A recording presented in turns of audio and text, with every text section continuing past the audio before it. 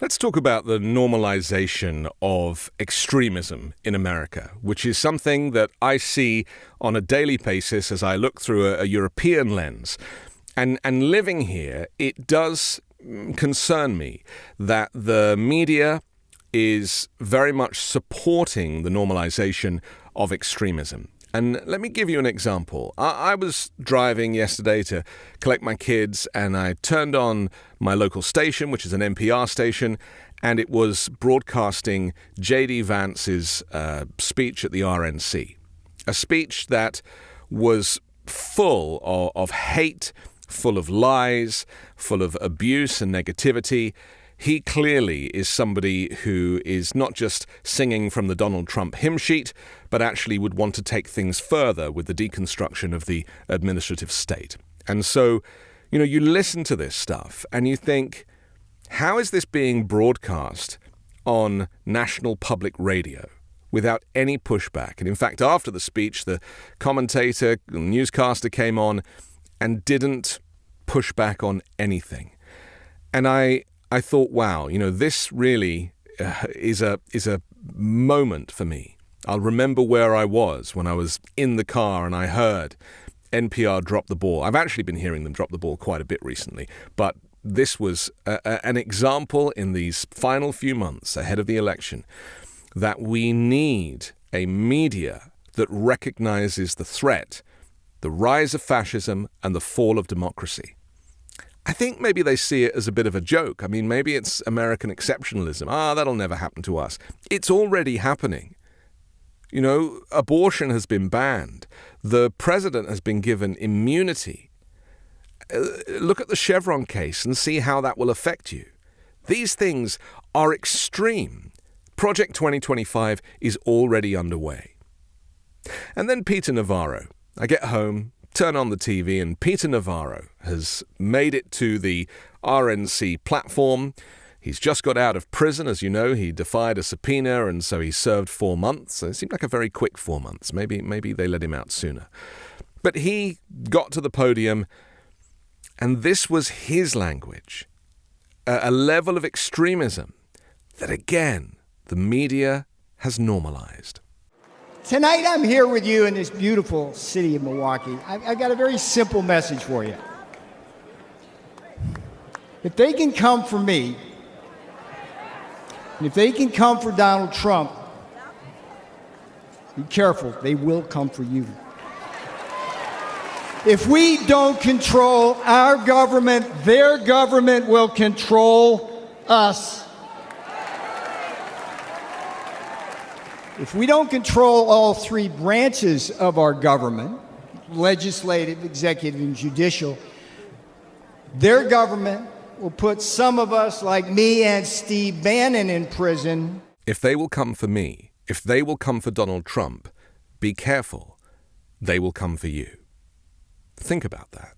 Think about the level of extremism that surrounds that statement and how we have all just kind of come to normalize it because we've heard it time and time again. Started with Donald Trump. If they can come for me, they're coming for you.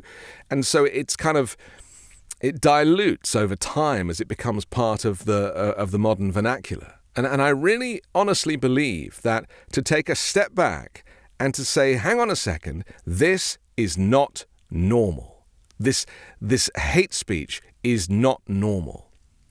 The media, they also don't really recognize their role in this. And, my experience working for public service networks in the UK was that you are providing a public service. Your job is to entertain, sure, but also to educate and inform. And therefore, I would look, hopefully, to the networks to do that. But they don't. As we know, American media is for profit. And so it's all about ratings. They'll touch on things, but ultimately it's all about ratings. So how do we deal with the normalization of extreme rhetoric and remind ourselves that it is not normal? Well, firstly, let's look at this word that he keeps using, they. They will come for you.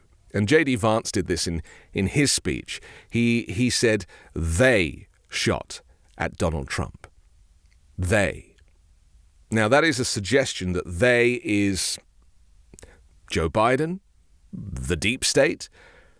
I don't know. But either way, they is not a thing. Donald Trump was shot by an individual, a Republican, a white male. Doesn't fit the ideal demographic in terms of the Republican Party. So we'll find out what his motive was. But in the case of Peter Navarro, they, I presume, is the judiciary. They is the January 6 committee. They are the people who he does not agree with, i.e. Democrats.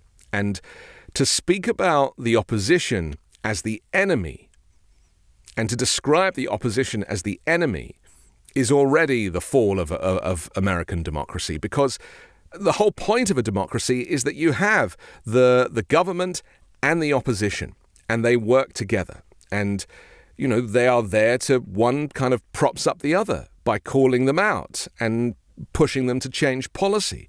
That is how a functioning democracy works. Since Donald Trump showed up in 2016, that has not been the way that it works. He created this sense of enemies and the idea that bipartisanship was off the table and that it was Trump's way or the highway.